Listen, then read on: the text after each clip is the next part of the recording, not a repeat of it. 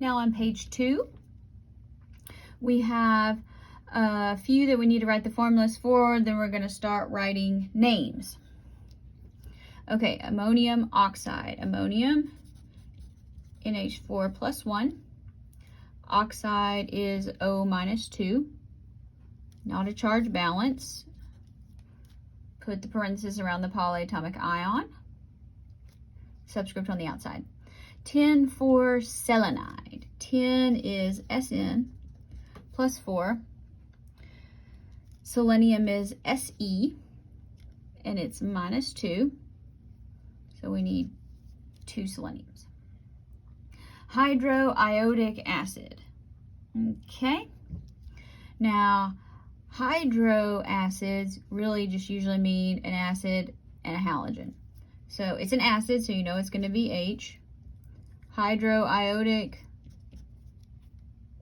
hi. Not Hawaii, not hello, hydroiodic acid in chemistry. Okay? Now we're going to go the other way. We're given formulas. We need to write names. Again, you'll need to reference your periodic table. I'm not going to show that in these. I'm just going to kind of talk you through the process. And yes, I know some of these we may have already done written formulas for. Try it anyway. All right, so these looks like they're all ionic compounds, which means we need to name the cation, then we need to name the anion. So NaBr. Na is sodium. Br is bromine, but anion is first part of the element name with IDE, so bromide. SCOH3. SC is scandium. Now, does scandium, can it have more than one possible charge? If you look on the periodic table, you'll say, yes, it can. So we need to say, what is its charge? Don't say 1 because that's what the subscript is. You have to figure it out. What's this anion? If you said, that's hydroxide, Dr. B, and it has a charge of -1. And there's 3 of them. So what does the charge on scandium have to be? I hope you said +3. So that would be scandium 3 hydroxide. Don't be putting trihydroxide. That's not necessary. All right, next one. V is vanadium. Look on your periodic table. You'll find that vanadium can have more than one possible charge, so we need to figure out what it is. So this is sulfate. Sulfate is SO4 minus 2, and there's 3 of them. So we got a total of -6. So we need +6 divided by 2 vanadiums. So each vanadium has to be +3. And then that's just sulfate. If you have a polyatomic ion, you just name the polyatomic ion. This is starting with a polyatomic ion, that's ammonium. F is fluorine, so it's an anion, so first part of the element name with IDE, ammonium fluoride. Here we have calcium. Calcium always has the same charge of +2. CO3, that's a polyatomic ion. It's carbonate. Just name the polyatomic ion. NiPO4. Ni is nickel.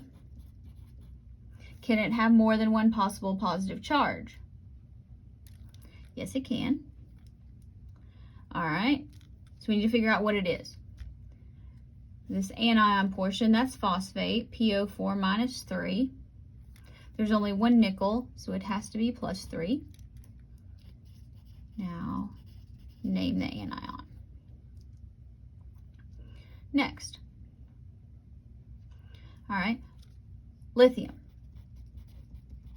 Lithium always has the same charge. It's always +1. And now SO3. Well, that looks sort of like sulfate. We know it's got a charge of -2 because that's +1. But sulfate is SO4 minus 2. This has one less oxygen. If it has one less oxygen, we call that ite. So sulfite. All right, write legibly. Next, Zn, that's zinc. Does zinc have different possible charges? No, zinc is always +2, no exceptions. And P is phosphorus. This here would be phosphide. So first part of the element name with ID. All right, next one. Sr, that is strontium. It always has the same charge, +2. What's this one? C2H3O2 -1. Hopefully you said, Dr. B, that's acetate.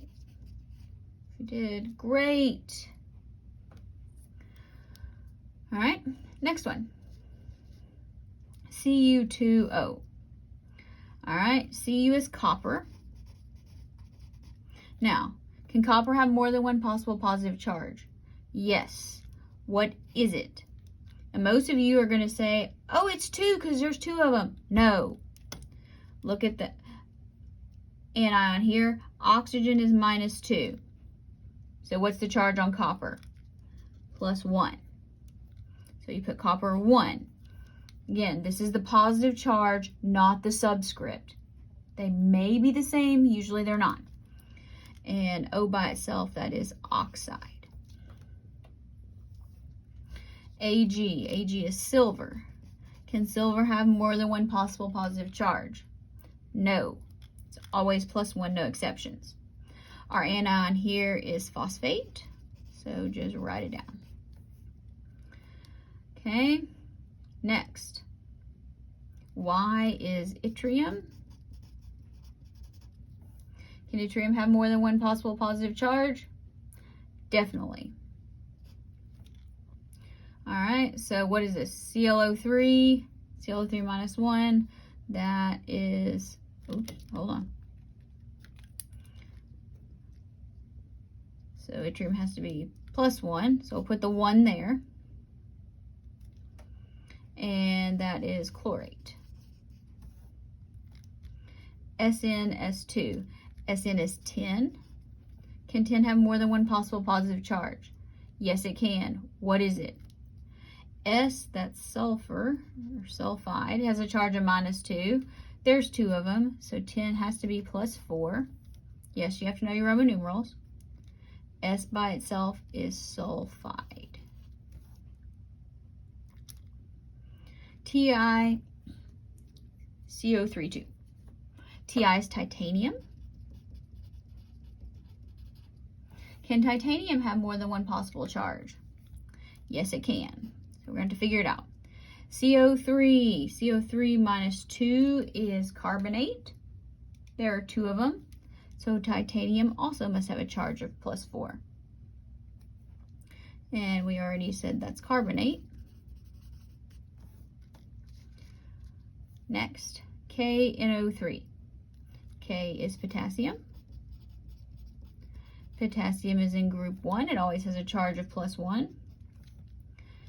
NO3 has to be -1 then.